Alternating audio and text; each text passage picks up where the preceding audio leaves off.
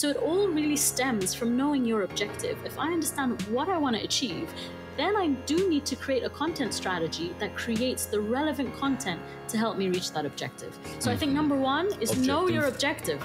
Number two, really understand what do you want to be known for? Because I think you and I wear many, many different hats, right? True. But we don't necessarily talk about all of those hats because that'll confuse the outside world, right? So you want to choose the one or two things that you want to be known for so that when people, in my case, people hear video, hear TV, that's what I want to be known for. Reim El Houni, the creator and executive producer of DXB Today, a daily show on Dubai One, and a regional support consultant for BNI New Dubai, CEO of TI22 Films, Dubai On Demand. What's your opinion on AI and how do you think things will be moving towards? I think AI is another one of those areas where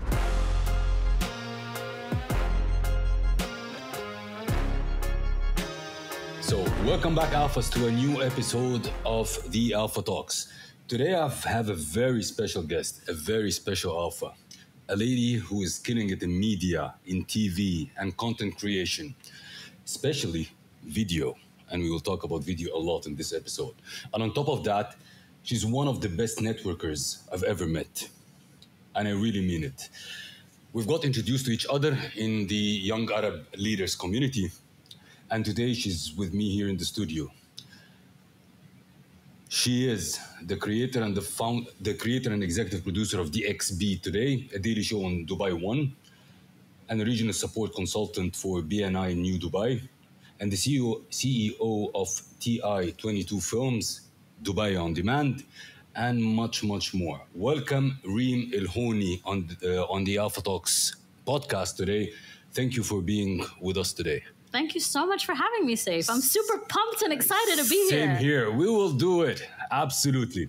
So, Reim, before we start, let's say that somebody saw the title of the podcast and saw the thumbnail on Spotify or YouTube or whatever platform. Tell us why they should give us their time and watch this episode. Just a rough thing. Why? Wow. I need the hook. The hook? Yeah. Because if you're not visible, you're invisible. Love that. That's video. Yeah, that's video. Okay. Let's start with the first thing. A little bit about your background. Can you tell us a little bit about your journey?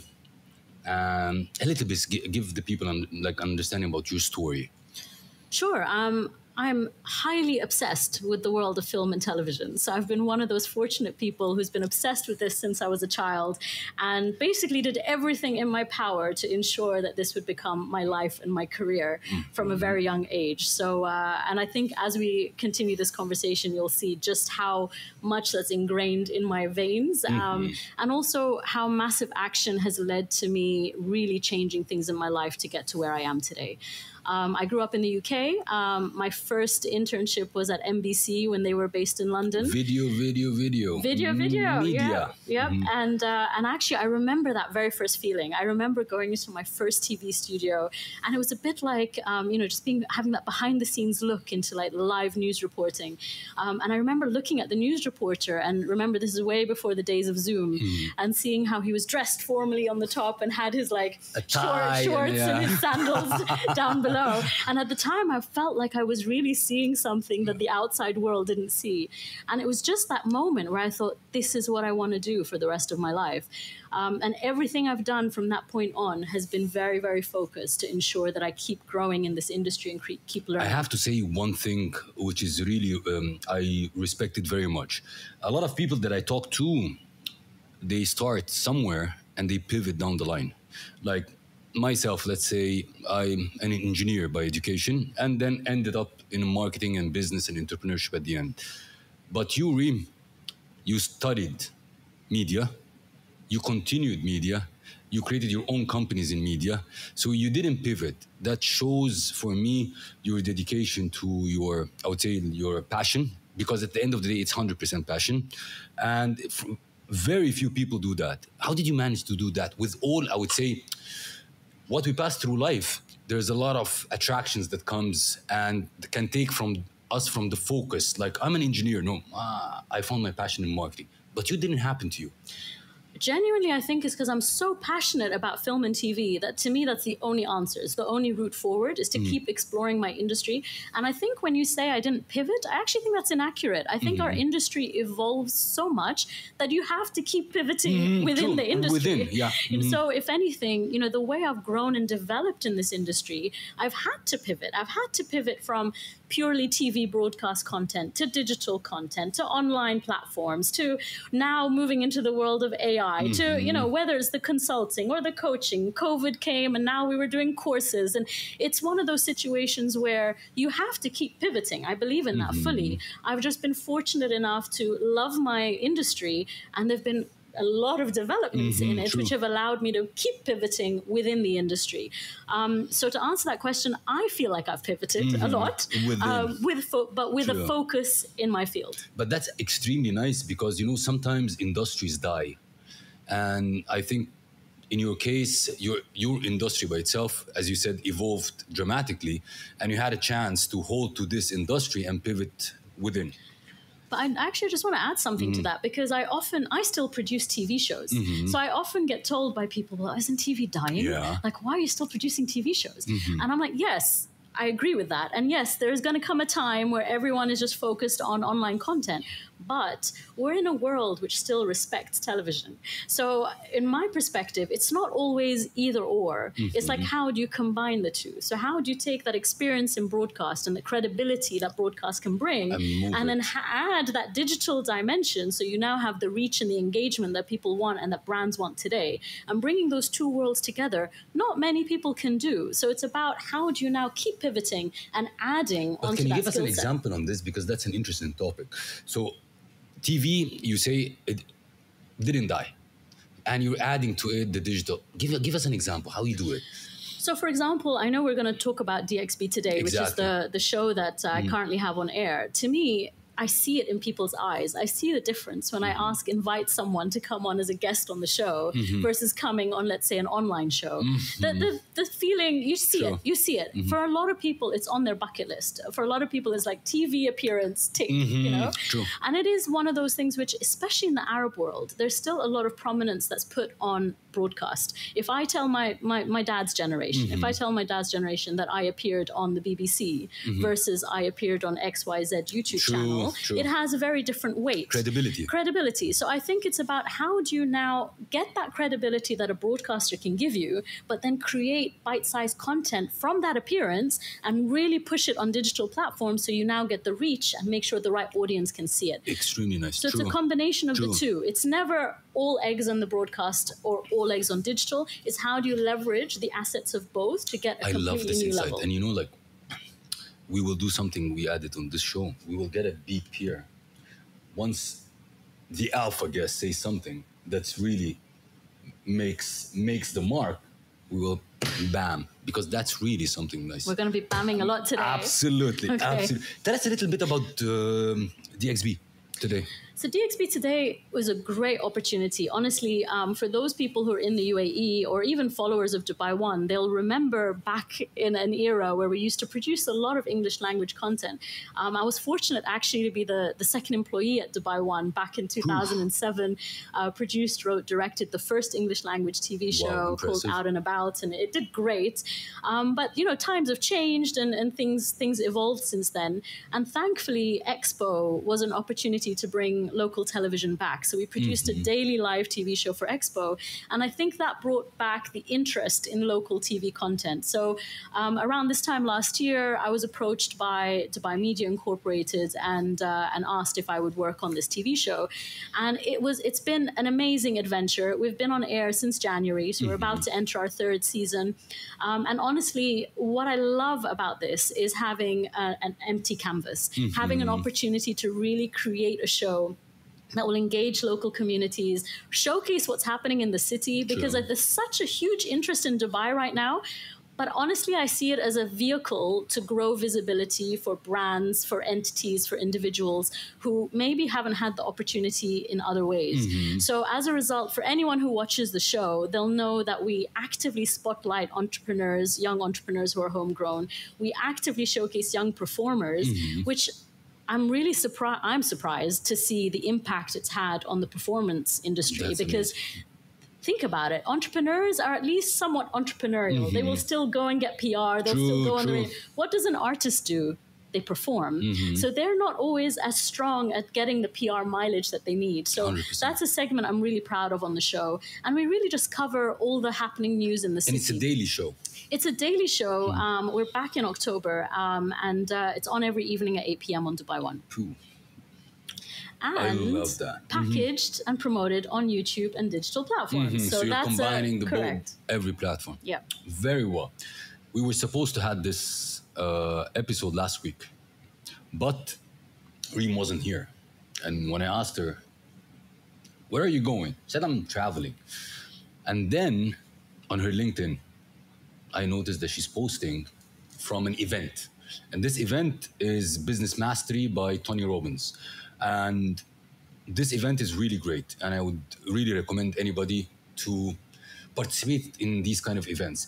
But my question here, why, Reem, why did you participate in this event? And also, if you participate in such events, it means that personal development runs in your veins. It means you really believe in personal development and education is something that never stops. So can you tell us more about this? I definitely think I'm a lifelong learner. I feel like I started my education after I graduated. And I think you're never really prepared for the world of entrepreneurship. So especially when I started my business, I went into this whole dilemma of like, I know that I'm a great producer. I know what to do in the content space, but how do I get a business up and running? So it really became ingrained in me to learn everything I could, read everything I can, sign up to every workshop, every course. And I realized that I really thrived on it. The more knowledge I learned, and I'm very much an implementer. So I learn and implement, and you see what works and you try again. And it's really something that has made a very big difference in my life. I know we're going to talk about networks and networking, but I've joined networks that are very focused on learning as well. And if you're going to look at learning, it doesn't get better than Tony Robbins, you know? For me, I love the man. You know, I just love the energy. I love the passion.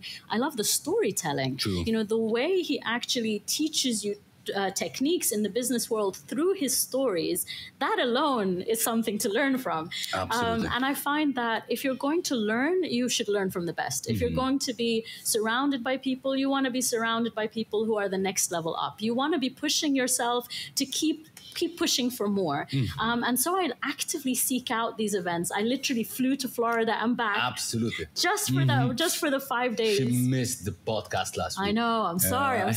But I've come back super pumped. So there's like a whole new level of energy. She came back almost yesterday. Yeah, but it's honestly, it makes a difference. And actually, even if I park the learning and the business side, I would say that it makes a difference to my mentality and my positivity 100%. and just my energy level. So I think he even mentioned that Stanford have done a study in terms of how his events influence people who have depression. And it's really shown that his events have left an indelible mark. 100%. So for me, it's like, you know what?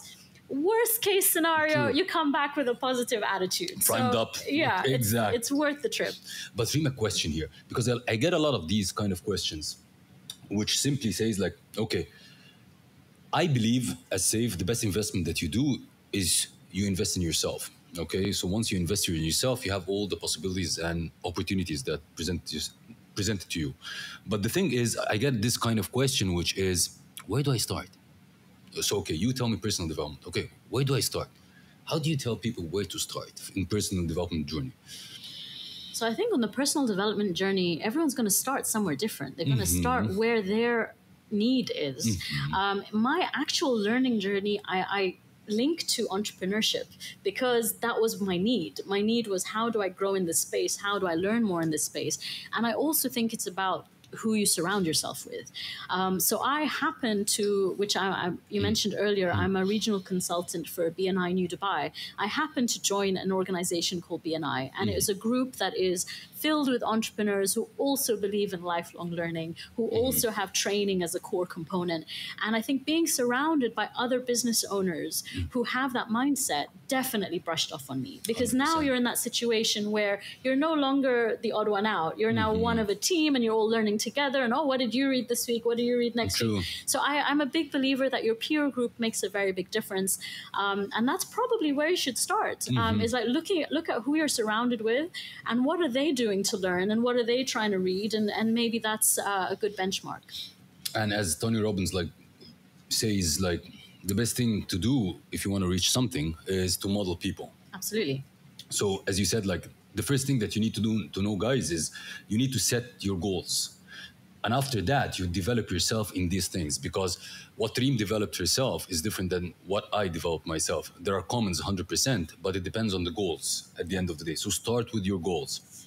Reem, tell me a little bit about media and content. That's a crazy industry.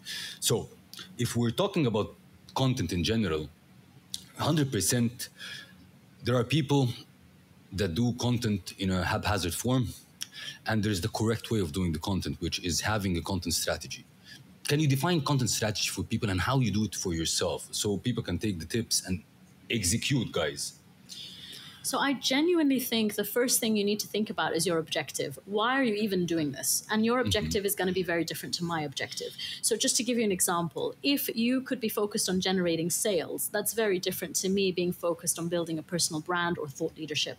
And because our objectives are different, we need to now look at creating very different types of content. Very different types of content, which will hopefully deliver the outcome that we want.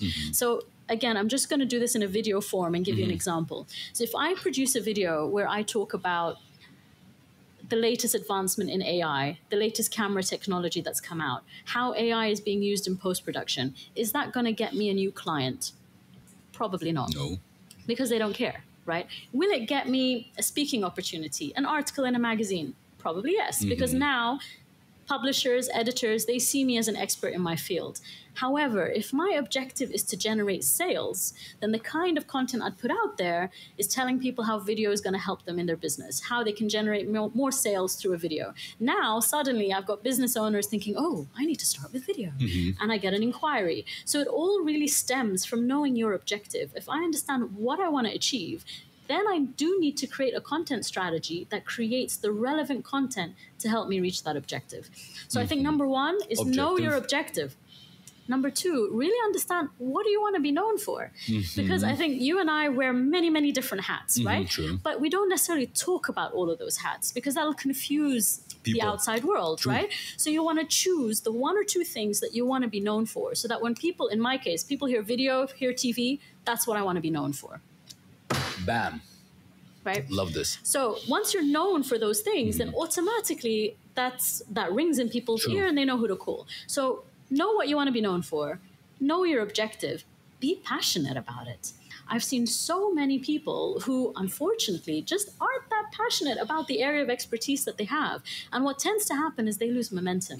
They start creating content, and then a few weeks in, a few months in, they're like, oh, why? Because they haven't seen the results. This is a long-term game. This is not a situation where you're going to see results quickly. In the video world, I often tell people, you have to wait till around video 12 to video 13 before someone says, oh, I've been watching your videos. Exactly. 12 or 13. How many people do you know have the patience to wait 3-4 months to just hear that? That's not even an inquiry. That's just someone saying, I've seen you. True. Right? Let alone all the people who post a video. Obviously, you post your first video, the planet is going to like it and love it. The second one. Second one, it gets a little quieter. By the third one, we've seen this, right? But what people keep confusing is like, we don't want to attract our existing audience. They already know us. It's about how do we grow our visibility to attract the people who don't. So once you start to understand that everything you're creating is not for your friends and family, you're creating it for your potential customers, that should be a switch in your head of how to develop your content strategy. True. When it comes down to the specifics, like I genuinely do plan looking at what's the content that's going to be the most relevant to my audience. the key things or the best performing videos are ones that educate and ones that entertain. True. So most people struggle with entertaining. I struggle with entertaining. So educating is usually the way to go, right? And if you look even deeper, the most Googled words are how to and how do I. So if the most Googled words are how to and how do I, then for the love of God, you should be answering those questions, right? And if you're thinking, I don't have questions, nonsense. Exactly. Right? Have a look at your frequently asked questions. People ask you questions every day. Answer those questions through video content and you'll start to see that engagement. So often one thing for me is look at what your customers want to know. How can you educate them? How can you teach them? How can you build this rapport with them where they keep coming back for more? Something I learned through BNI actually is something called VCP, which is visibility, credibility, profitability. People need to see you. And then the credibility kicks in. You have to be giving them knowledge and information that they want. And only when they're ready, then they're like, oh yeah, I'm ready for a video. That's when the profitability kicks in. So those are some of the tips that I give when it comes to content strategy. But honestly, it's really thinking about what does your customer need? How do you make it as relevant to them, to educate them as possible, and stay consistent and keep going? And it's I a long loved journey. the thing that you said. You need to decide on how people should know you, because a lot of us wear different hats, and you can't be wearing these hats to the public. They will get confused. So you need to decide on that 100%. Let's move to the next thing, which is you love video, but a lot of people afraid of camera. Regardless what's the reason of their being afraid, can be the opinion of people, they get paralyzed in front of the camera, whatever the reason is. But how can people handle this? Honestly, one step at a time. I've seen it time and time again, that fear, that, that concern. But something I always tell everyone is embrace your knowledge. Don't underestimate your expertise. You actually know a lot more about your subject matter. And there's always somebody who wants to learn from you. And I find that people who have that fear are just over self-conscious about how they will perform and are disregarding the fact that they have knowledge that people want to hear. So generally, we run workshops regularly where we help people just really refine their message, because if you're clear on what you're going to say, then you're not overthinking the words. Like, the words should be something that come very naturally to you. If it's natural, then you won't have that as an objection, right? True. So that's one. Second, I would say do your best to forget the camera. Forget it, right? It's as if you're speaking to a friend. It takes practice, but like everything in life, True. you practice, you get over it. I've seen people in just one weekend go from complete fear to being able to deliver a video. And it's honestly transformational. Something that works for me regularly, and I shared this story with you about Manal Al-Alam. She's a celebrity chef, lovely lady. We were working with her on a cooking series, and I asked her how she got started. And she mentioned that her kids actually helped her put her first video out there. And a week later, they came back and like, Mama, you have to do a second one. So they helped her with the second one. And within a few years, she grew like over 3 million followers on her Instagram, and it's become a completely new revenue stream for her. She's constantly doing brand collaborations in her basement with this kitchen that she's built.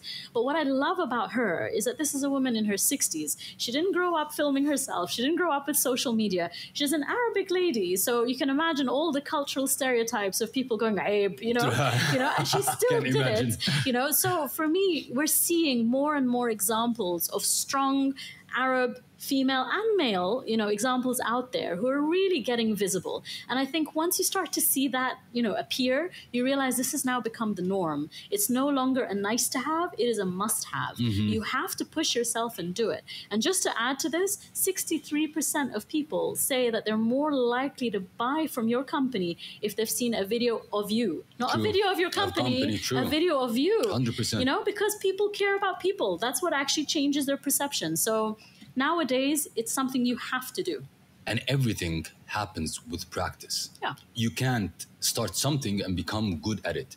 I remember the time when and I had to start to speak in the events in Samsung at that 12, 13, 14 years back. And I had a coach, a public speaker coach. And I was a ridiculous guy in speaking. I have a lot of muscles on my face, and I used to move them all. So one of my main muscle was my eyebrow. My eyebrow was always up. He used to stick a sellotape on it, and I used to move a lot on the ground, on the floor. He used to tap, like put stickers on the floor. You move from here to here, here to here, and that's it. I I look at a camera now, I can look at the camera and speak. But before, I can't look at an object and speak.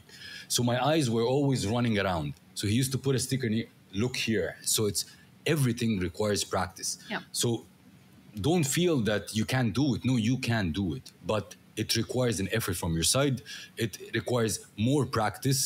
And trust me, we were never born to be speaking in front of camera. So just give it a try and be persistent in it. That's what I believe. What's your opinion on AI and how do you think things will be moving towards? I think AI is another one of those areas where you have to learn, you have to adapt. If you don't, you'll die. And it's just one of those facts of life. And as much as possible, we're doing our best as an organization to really start to learn and understand all the very, very many tools and softwares that keep popping up. Every second day, there's some new tool. So I genuinely feel like we're at a time where the best thing you can do is embrace it, understand it, learn it, and see how you can apply it. Because ultimately, it's going to be the people who understand AI and utilize it that will still be around years from now. And for me, I take that very seriously. So coming back to how we started about pivoting, like that's potentially another pivot. You know, it's still in the world of video because yes, there are a lot of tools out there now that can help you produce videos, help give you a synthetic voiceover, help you with your subtitles, help you edit, help you storyboard, like every element of our workflow is now possible with an AI tool. It may not be at the level that we want it to be at yet, but I don't think it'll be too long before we get there. In fact, I recently asked an AI expert, just in terms of how long he thought my industry would still stand a chance. And he said 6 to 12 months. Wow. And interestingly, he was like, don't worry, you still have 6 to 12 months. I'm like, 6 to 12 months? No. So if anything, it's become urgent. It's become urgent and important to really look at how to adapt in a changing world and rather be at the forefront of that trend and forefront of that change rather than be following behind in the end. So I feel very strongly that we need to embrace whatever's coming, and that's what's going to set you up for success going forward. You believe AI in a format will not eliminate people or jobs, but it will help content creators or like companies to speed up their work, which eliminating or making things more efficient and speeding up? I think that's a great question, and I think it's both. So, I mean, I'm definitely looking at it from a utilization and speeding up our workflow, because at the end of the day, we have a team of experts, and I think that, putting these tools in the hands of people who don't understand the industry, you're still not going to have the best results. So you still need that combination of the background, the understanding of lighting, the understanding of color, the understanding of framing. All of these things are still inherent when you've grown in this industry. However, the AI tools will help you become more efficient and help you speed up. So I think it's a combination of both. I'm really hoping it doesn't result in the extinction, but I think you have to be prepared for all eventualities. And if it means that we pivot into a world where we're supporting content creators and supporting businesses with the AI tools they need, maybe that's what needs to happen. Absolutely. It makes me a little sad, but maybe that's what needs to happen. To act. Absolutely. 100%. Reem, you love video. Can you give to people a structure how they can create a video? I would say a structure, a template. So because some people go to the video and just say whatever they want. I don't understand that they can say whatever you want. But at the end of the day, everything is structured. If you do it correctly, you will gain what you want or you will reach the objectives. So what's the structure of a great video? So I feel very strongly about this. I feel very strongly that your videos should all be short, because if you remember, our social media strategy is to attract the audience that don't already know us. So it's not about our friends and family who'll tune in to podcasts like this, or or you've already got a fan when they tune into long form content. So coming back to a structure, if I'm looking at a typical 45-second to 1 minute video, the key to all of this is your opening line, your hook. How are you going to get them interested in this video? And when I say a hook, you're looking at typically probably a statistic, probably a question they can relate to. So something I normally say is, did you know that 93% of people have made a sale using a video on social media? When I say something like that, you're like, oh my God, 93%, I need to find out more. Or I'll say something like, have you been trying to get in front of a camera, but you're just feeling a little uncomfortable? You know, when you say something like that, true. now I have another world of people like, oh my God, yeah, I feel that way too. Yeah. You know, so it's like they're relating. True. So that hook is really important in terms of getting people in. So hook number Hook one. is number one. Number two is I normally add a credibility sentence. What is a credibility sentence? Remember, these are people who don't know you. So you don't want to overwhelm them with all of your expertise. It's one sentence where you say something like, having been in the industry for over 25 years, I can tell you that the most important thing for you to do is to be clear about your message. So in that one sentence, I've told people I've been in the industry for 25 years. So that is a credibility builder. Alternatively, I could maybe do something like saying, having worked with organizations like Expo, EGA, DMI, I can tell you that even the large corporates pay attention to this in their videos. True. So again, now people are hearing the kind of clients I work with. So that credibility sentence, and it can change in every video, but it just helps educate people about why they should be listening to you and not someone else. So number one is the hook. Hook. Credibility sentence. Number three, now we get into the body of our email. What is the point of the email? Giving them 3 clear tips. I say 3 because if you go over 3, your video is going to go over a minute. So either you go for my top tip 4, or the top 3 tips are. Don't exceed this because you don't want to impact the duration. So that's your clear body, and you want to keep it short. This is not a shopping list. This is literally point 1, educate 2, educate 3. So do your best to educate and provide value. So value in the body. That's number 3. And number 4 is where you have your call to action. So call to action, it's important to ask people what you want them to do next, right? And when I say that, you can't sit there and say, subscribe and comment and send me an email and DM. That you're confusing people. Pick one. Pick one call to action per video. And I'd go for something engagement related. Leave a comment, leave a question, DM me. The one caveat I do want to share is that the majority of engagement that I have is on my DMs. That's the majority. And most people feel really low when they put their content out there and they're like, I told them to comment. Nobody commented. Nobody liked. The content didn't work. I'm like, decide what your objective is. For me, my objective is inbound inquiries. And inbound inquiries don't usually show up in likes and comments. Right? They usually show up in a DM. So as long as you're measuring the DMs that you're receiving and how they translate to opportunities, don't be so worried about what's happening on that post. Think about your own behavior, right? You probably watch a lot of content. Do you like and comment on everything? Absolutely not. Yeah, no, many people don't. So I think as long as you're following this structure, you're following a format, you're staying succinct, you're hooking people in, you're giving them value, you're telling them what to do, that's your job. And you keep doing that consistently. The day will come where someone is interested in finding out more and they will DM you. Consistency. So here you have the structure, 4 things: hook, credibility, the body, and the call to actions. Thank you, Reem, for this. Let's go a little bit of a twist, a mindset. Tony Robbins, of course. But let's talk more about limiting beliefs and how you handle the limiting beliefs as Reem. So I'm quite militant in a way that I literally... I know that in order for me to achieve anything, I need to stay in a very positive state of mind. So I literally cut off anybody who will give me an opposing viewpoint or any form of negativity. This could be seen as a negative because I understand it's important to hear opinions. But I know that if I've set my mind on visualizing and seeing an outcome, I don't want to be distracted by anything. So for me, it's really important to cut off all the naysayers as much as possible. And that for me was a very big mindset shift, because sometimes it's unfair to always call it negativity, but the confusion can come from your family, can come from your friends, can come from your closest people in your life. And I learned that quite early. So I happen to have, as many Arab girls do, a very overprotective mother, right? I love my mom, but I know that if I share an idea with her before it's happened, she'll go, and suddenly there's 101, it's protective, but it's 101 reasons why this is not going to work. Right, so I've kind of learned that, like, to have the phone call after it's done. You know, so you kind of you learn those techniques to like focus on achieving the mission and then inform whoever you want to inform. But don't be sidetracked. Don't allow those thoughts and negativity through. I've heard a lot recently about protecting or guarding your mind. Yes. You know, guarding the voices in your mind. 100%. So that's something that's really important. I say going even beyond that, I really believe in being positive. So coming off Tony Robbins, and he emphasizes the importance of being outstanding.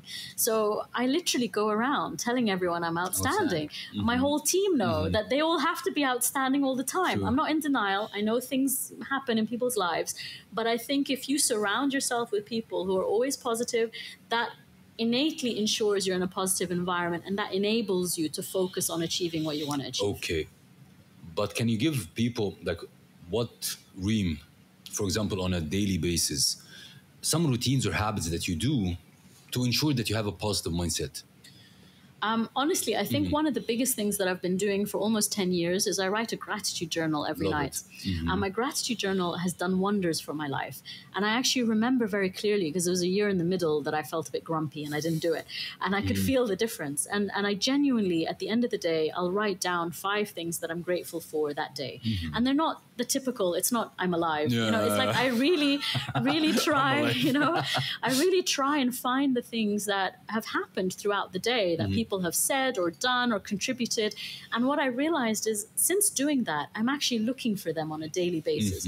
So on a daily basis, as my day Having goes, awareness. I'm like, oh, that's going to make it in my journal. Oh, that's the second one of my journal. So I'm always on this mission. And I think once you're aware of it, it really does make a very big difference. And sitting there writing it every night, I know it's an amazing book to flick through. It's like an amazing, you now have a whole gratitude journal for life, Like in a year, at the end of the year, if you look over it, oh my God, the wins that you have, and it's gratitude. And what pushes us more is self-awareness and gratitude. That's what I believe as well. It honestly, like looking back at that, it reminds you of all the positives in your life. I've taken it a step further, and in my company, we have a gratitude chat group, right? So what that means is, anytime anyone does anything for anyone else, it goes in the chat group. It sounds like such a minor thing, but actually it's teaching everybody to recognize all of these gestures and recognize the impact they have. So I would say that's probably one of the biggest daily rituals that I've had for years that has had like an actual concrete impact on my day-to-day life. Love that. When we were talking before the show, you told me you love massive action. Okay, so massive action usually takes you outside of your comfort zone. So give us or share with us a moment that you stepped out of the comfort zone and really did a huge impact. Because a lot of people are afraid to step out of the comfort zone. And when we were sitting and you told me massive action, share with us a massive action. I've got so many. I've got so many because it's been such a big impact. But I'll try and summarize a few, because I think one was, I remember very clearly leaving my position at Dubai One. And it was one of those things where everyone thought I was crazy, because I was like senior management, great salary, in charge of big teams, big events. Like, why would you leave this position, And I just knew. And a big company. Yeah. A big brand. And I just kind of got to that point where I was like, I just knew I couldn't continue this. I didn't know what my next adventure was, but I was tired. I was burnt out. I knew this wasn't the right environment. And I remember so clearly my last day at Dubai One, and someone just mentioned that Mission Impossible was going to be filming in Dubai. And it was like a switch that went off in my head. It's like, Mission Impossible, Mission Impossible, Mission. And I've been obsessed with films, and I'm like, coming to Dubai, I have to get on this movie. So I remember my last day, at the time the weekends were Friday, Saturday. My last day was a Thursday. The Friday, I fixed my CV. And I rang everyone I knew in the industry. Do you know anyone working on Mission Impossible? Do you know anyone working on Mission Impossible? Eventually, I spoke with the creative director, and she's like, yeah, I know the production manager quite well. She's coming to dinner tomorrow night. I'm coming to dinner, right? So I went to dinner, and I'm sitting at this dinner. And when you're sitting there and you're like you're waiting for that moment to be like, how do I bring this up? And eventually she's like, Reims just left her position at Dubai One. I'm like, and I'm available. And she's like, oh, well, we've filled all the vacancies. I'm like, no, I will do anything. She's like, well, we've really, I don't think we have. I said, no, anything. we might have a vacancy on transport. I will do transport. No problem. I'll do transport. You'll have to do an interview. I'll do the interview. So I had an interview the next day, and I started as a transport coordinator the following day. And I think for me, that was incredibly amusing because I don't even drive. So for many people, they're like, you're a transport coordinator. And this was a perfect example of me having a conversation with my mom. And she was like, so you're trying to tell me that you left a position as an executive producer at a government broadcast station to manage people's cars. And I was like, yes, Mom, on a massive broadcast, massive Hollywood movie, and I'll let you know how it goes. And it was just one of those feelings where it felt like massive action to me, because whatever was going to happen, I was going to make it on that movie. If it meant I had to call everyone, go anywhere, do anything. And within 3 days, my last day was a Thursday at Dubai One, Friday CV, Saturday dinner, Sunday interview, Monday I started, so... And I've had, because of these experiences, and I've seen how those shifts have impacted my life, I think it has made uncomfortable action more accessible. So I've now got to a place in my life where, you know what, we can do it. Just go, do it, act, and it'll happen. A lot of people, when they want to do an action or to make a move, they think that they have to have the full plan, the full map before they even put their first step in it. And I do believe that it's very hard to have a full plan. Then you decide to go to the next step. I have zero plan. But you have a goal. Totally. I'm a visualizer. Exactly. So I believe in vision boards. I believe in knowing what you want, having it all laid out, and then focus on that vision. And I believe in it. I actually teach workshops in this. That's how passionate I am about vision boards. But I believe in it so much because it does something. It activates your reticular activator. True. Oh, yes. So as soon as that's activated, now you're like spotting these opportunities everywhere, right? And because you're spotting them, you're now in a position where you know what to do next. True. I'll give you another very, very brief example. But so I remember working out in this gym, and I needed to go to the washroom, and I went upstairs, and I could see this massive office space, massive, and it was empty. And honestly, I've never done this in my life, but I don't know what happened. I just felt like I had to see it. I opened the door and I walked in. Right. I walked in, it was a vacant office. I'm walking around, and in my head, I'm like, this is going to be our office. I could just see it. I could see it. And I was like visualizing it. I could see it. I went home that night. I couldn't stop sleeping. I was like, put it on your vision board. I literally was visualizing. I imagined the walls where I was going to sit, where the team was going to sit. And I asked the gym instructor, like, what's happened to the office upstairs? And she's like, oh, the previous tenants just left, so the landlord is probably quite open. I'm like, but it's huge. Like, it must be really expensive. Like, it's a massive space. And she's like, oh, I don't know. I was so obsessed that when I woke up the next day, I remember we had a shoot that day. And I remember saying, I don't know how we are going to be in that office before our company anniversary in 2 months. I was like, I don't know how it's going to happen. I visualized it. We're going to be in that office, right? And I messaged, I got the landlord's number. I messaged him, and I was like, I'm sure it's really expensive, but just for my curiosity's sake, I just would like to know what the number is. And then he started asking me questions about what I did, and we started talking. He's like, oh, you do video? Yes. You do production? Awesome. Oh, we need a lot of support with our video. Amazing. Let's meet. Great. We met around 7 times in that 2-week process, and we ended up finalizing a part barter arrangement. And in 2 weeks, I was holding the keys. I love visualization. And to me, on a serious note, had you asked me 2 weeks before, I'd be like, I know I'm going to be there. I don't know how. Had you asked me a week before, it wasn't even on the map. True. But it's purely like, how many people will go get the phone number, harass the guy, meet him, get a deal. 7 meetings. Yeah. So it is the massive action, and I think that's where people get confused with visualization. They think because they've stuck it on a board and they hoped and they wished, and it didn't come true this year. What did you do about it coming true? I sit every weekend. Every weekend I sit with my board, with my schedule. True. Did I do anything to help me move forward? No. 100%. How will I plan it next week? It's an action board more than it is a vision board. And I think you need to be adding those elements in and scheduling the time if you're going to be able to achieve these things in your life. 100%. Let's talk about entrepreneurship a little bit. What do you think from Reim perspective? one of the most important skill that an entrepreneur should have from Reem perspective? Honestly, I've had to push myself to talk to people because I actually naturally always felt I was more of an introvert. I don't enjoy networking. A lot of people see me as an amazing networker, but I don't enjoy it. I'd be much happier on my couch watching Netflix. So I've had to teach myself and push myself to do that because I've realized the importance of building relationships. And building relationships only happens when you make that effort. So I think as a number one skill, I would say communicate, build those relationships, put yourself out there. Because if you're not putting yourself out there, then you're doing yourself a disservice and it's very difficult to grow. Totally agree. Communication is extremely important. But how do you develop yourself in communications? So in my case, because I see a lot of people who are shy. They just don't want to mingle with people. Like some tips, how can they improve their communication skills? So in my case, I was very fortunate because I joined BNI, and BNI is kind of like a school for adults. You know, it's like you join a group, and then you see this group every week.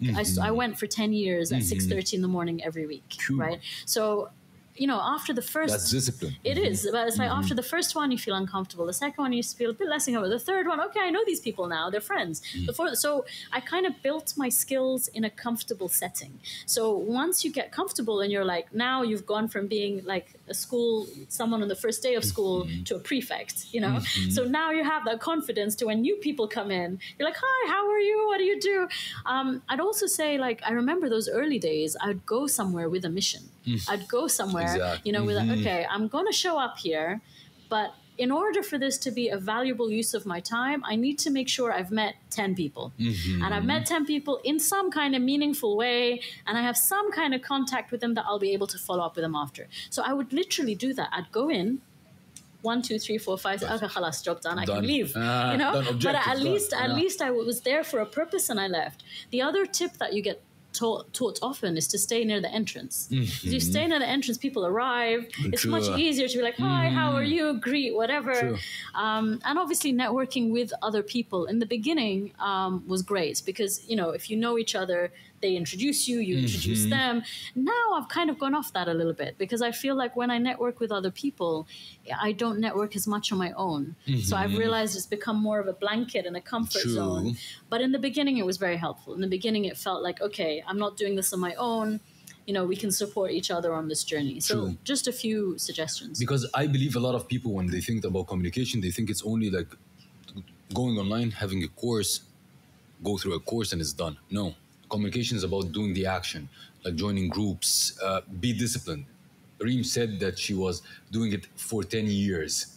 That's discipline. So you need to do the actions. I'm not even a morning person. Like, honestly, I hate waking up. I hate it. But it's like 6:30 in the morning. But, you know, it's because I could see the results. You know, I saw results. It made sense. So do the action, join groups to improve your communication skills. I totally agree that part of your success as an entrepreneur or even in life, in relationships, whatever, is your ability to communicate with other people. Join groups. Competition is extremely fierce. How do you stay ahead? So I have an interesting opinion about competition. I don't look at mine.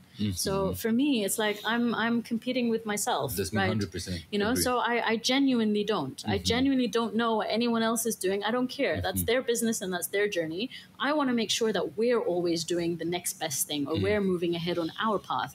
So for me, what I do look at occasionally is what's happening in other markets because I find that those markets are ahead of the market we're in. So I want to know. I want to be aware of AI and what's happening in the US and what's happening everywhere else so that I can learn from that and see how I can adapt that into what I'm doing here. But in terms of my local competition, I genuinely don't look and I'm okay with that. A couple of days back, I had one of my team members. He's always keep me up to date with the competition. I said, I don't look. Yeah. I really don't look. I have a goal. I have an objective. I'm going through this. Yes, I benchmark abroad to give me the edge, but I don't look at the local competition. I also think there's enough work for everybody, you know? So it's like, why bother going down that path? You know, it's fine. True. Like, you stick, I'm happy. 100%. And actually, sorry, just to add on to that, I've had a lot of competition become collaborators, you know? So it's also understanding that just because you look like competition doesn't mean you actually are. Or enemies. You know, some of my best partners are other production companies, you know, because there's probably an area that they specialize in that I don't. I have a couple actually who are almost like our back end, you know, so you need to look for ways to work together more than focus on the competitive side. Yeah. When we talked about skills, we talked about communications, and what comes with communications comes networking. And just in a nutshell, we do understand that networking is extremely important. The more handshakes you make, the more money you make. Your network is your net worth. Reem, for me, you're a great networker. Can you give people tips that they can really execute on to build their network? What will you say about that? Tips. I think we touched on it earlier, which is joining groups. You know, so for me, joining groups is a big one. I mentioned BNI already. That was a great starting platform for me. I'm still very involved in the organization because it's how you build relationships. You know, YAL, that's how we met. So Young Arab Leaders was another one. But I'm very active in many networks. And I've realized that there are different networks for different purposes as well. So, you know, there are the networks that you learn from, and then there are the networks that you grow with, and the networks that, you know, you have opportunities with, and there are masterminds that you share. So I think it's being open to what different communities and different groups can give you. I think also don't underestimate your social circles, because some social groups, you know, allow for a different level of networking. So maybe exploring that as well. You mean online? It could be online or even physical. But something, when coming to online, something that Stephen Bartlett said recently, which really caught my attention, where he actually said that content creation is the new networking. True. And I love that sentence because you posted on your LinkedIn. I did, because I really believe it. And when I heard him say it, I'm like, obviously, you know, and he was mentioning how he now goes to an event and speaks at an event and will literally come off stage and go straight onto his LinkedIn. And I've seen it happen. I've seen how just being active on LinkedIn, you create new LinkedIn online relationships. You know, in theory, I'm here because of a referral from someone I met on LinkedIn. And it just keeps building on the online space. So I would say being active online. I'd say one of the mantras of BNI as well is givers gain. Find opportunities to give. Every opportunity you give, it comes back tenfold. True. You know, so whether it be on the online space or whether it be in physical space, if you've managed to build a network, the likelihood is you can help others. 100%. You know, so it's looking for those opportunities to help, and the day will come where you'll need help, and there will be people there ready to help you. On a scale 1 to 10, how networking helped you in your career? 10. 10. It's a massive 10, 10, 10. Absolutely. The Alpha Talks podcast mission is to craft people into alphas and as well craft alpha businesses. How do you define alpha? For me, an alpha is someone who takes massive action. It's someone who just gets it done. You know, so no excuses, no compromises. Put a plan out there, set an objective, and just do it. I love the twist to it. Totally agree. Love that. What habits do you have daily besides the journaling that you think, because a person like you, I do believe you have a routine of learning every day. Do you have that? Share with us what kind of routines do you have every day as habits that contribute to your success? I do learn every day. The first thing I do when I wake up is I play a podcast. So as I'm getting ready, as I'm getting dressed, you know, all of that, I'm always taking in new information. I'm always listening to something, actually. So I'm very much someone who's trying to utilize my time, multitask. You know, if I happen to be walking somewhere, going somewhere, my earpods are on and I'm listening. So I'm very grateful for the evolution in audio and audiobooks, because I think that's helped me enormously. Having said that, I am a reader as well. So I'll often try and get some reading done. Admittedly, more audio now than physical, but that's part of my daily routine from the minute I wake up. So learning every day. Yep. It's a journey, actually. So you talked about reading. What's your top 3 books that you can share with that helps people to develop themselves? There are so many books, and picking my top 3 is going to be really difficult. I'm going to go with 3 very different books, just what's coming to my mind. The Alchemist. Oh, Just because that was one of the first books I read. me too, actually. Yeah, me too. And I remember reading that book and just feeling really inspired at the end. True. And it's a very it's an easy book to read. Yes. It's mellow. Yeah, so true. before you get into anything too hard hitting, so The Alchemist, Paulo Coelho for sure. I'd then go to the E-Myth. So the E-Myth, I got very obsessed with that whole world. Just because it was a great way to really distinguish between people who are entrepreneurs and people who are business owners and people who are just passionate about their hobbies and how to really evolve your business from working in it to working on it. So I'm a big fan of the E-Myth by Michael Gerber. And I would say I'm also a big fan of Blue Ocean Strategy. And I find Blue Ocean Strategy is one of those books that really made me keep thinking about the value of pivoting and evolving into spaces where no one is. So I've never been afraid to be the first to do something or to go into a land and be an early adopter.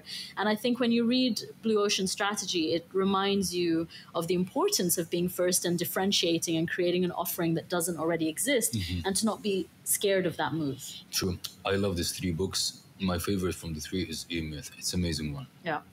Read it, guys. It's an amazing book. Okay. What advice would you give to your younger self? Oh, I wish I was this confident when I was younger.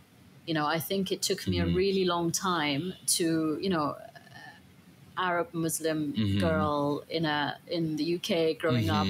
I think you have a lot of stereotypical and cultural restrictions. And I think as I got older, I started to own my voice more. And I think I'm now finally at a point where I say this in the nicest possible way, that I don't care. I'm now finally at a point that I'm going to do what feels right. I'm going to move in the direction I want to move in. I'm going to take the action that I want to take to achieve the result I want to achieve. And I wish that I had embodied that a lot earlier in my journey. Because I think I was living life too much for other people and less for myself. You touch upon an important thing, which is confidence, and I can just pass it. How can people build confidence? I don't think it's an easy journey. True. I think it's something that takes time, and I think it's something you take in steps. So I know a lot of people who teach it. So if you're really struggling, maybe you need to be taught. Maybe you need to go to confidence coaches and public speaking coaches. I know people who evolved dramatically through organizations like Toastmasters. That really force you to speak. Or even drama. Anything related to putting yourself out there makes a very big difference. But I would say sometimes it's the smaller decisions. Sometimes it's learning to say no. Sometimes it's looking at a situation and just speaking up. Sometimes it's entering that meeting and instead of walking out thinking, I had such a great idea, it's share the idea. Right away. It's giving yourself those personal KPIs on a daily basis, where what can you do today to just show people a little bit more of yourself, which maybe you wouldn't have before. And I think over time, that confidence starts to build when you realize that you have value in what you're saying. People care. Your experience matters. And it's time that you embraced your own niche and embraced your knowledge. True. And it takes some people a lot of time before they almost need to see it reflected back before they take the stand on their own. 100%. I have a lovely saying that when people tell me how to build confidence, let me ask you this. Confidence, do you believe confidence is a state or it's a result? It's a result. Well, it's funny you say that because now I believe it's a state. But again, that's because of my Tony Robbins work. Now I believe that you're in a situation where you can put yourself in whatever state you need to be in. So if I want to be confident today... my God, I have. Because Tony Robbins is all about states. He is. Is confidence, it's a result or a result? Okay, it is a result. I'm trying to think about another term except state, because state 100% is Tony Robbins. It's a result of being in the right state. It is, because whatever you do, it's a result of the actions that you take. True. You choose your actions at the end of the day. So if you can decide how to behave, and doing that over and over and over again will eventually result in the confidence that you're missing. Because I always tell people, if you want to be confident, there are a couple of things that you can do, which is easy. Again, I believe it's a result that you have to take an action in order to become confident, but stack your wins. a lot of people put extremely high goals, hard goals, and they can't get it right away, so they can't build the confidence. No, put small goals, small wins, whatever the win is for you. Walking your dog in the morning at 8 o'clock in the morning, you can consider it a win for you. So you're stacking, you're being consistent on it. So you stack your confidence. That's one thing. The second thing is, like, from a perspective of, from a confidence perspective, take the massive action. Like, as you said, for example, when you decided to leave Dubai One, that's something that internally in your thought said, I want to leave this place. And in order to build your confidence, you have to work on your thought. So when you say something to yourself and you do it, you build confidence as well. So being genuine with yourself, being whatever you say you do, that's actually build confidence as well. So these two things that I believe in building the confidence for people. I want to smooth things a little bit down. I want you to share with the audience a hidden talent, a hidden skill. Nobody knows about it. Even Ahmed doesn't know about it. So what will be this one? You promise you're not going to make me show you, right? Poof. Okay. I can't promise. It depends on it. So I am very passionate about singing.